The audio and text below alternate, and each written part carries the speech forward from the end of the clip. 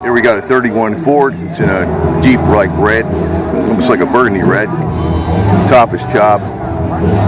It's lowered to the ground. It's got a rack and pinion steering system, probably from Mustang too. You can see the coils and a rack and pinion steering.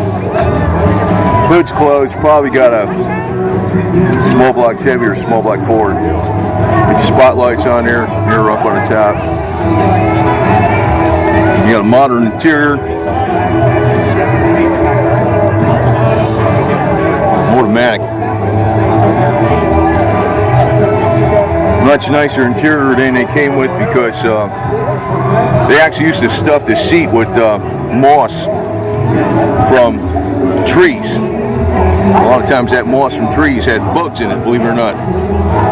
that's what they did from the factory way back when. Dual exhaust, obviously, it's an aftermarket engine. So you're better off with.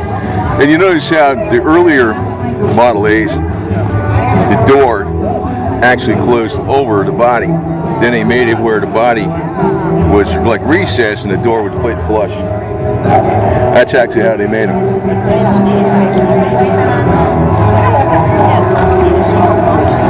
And get a little bit of a shot back here.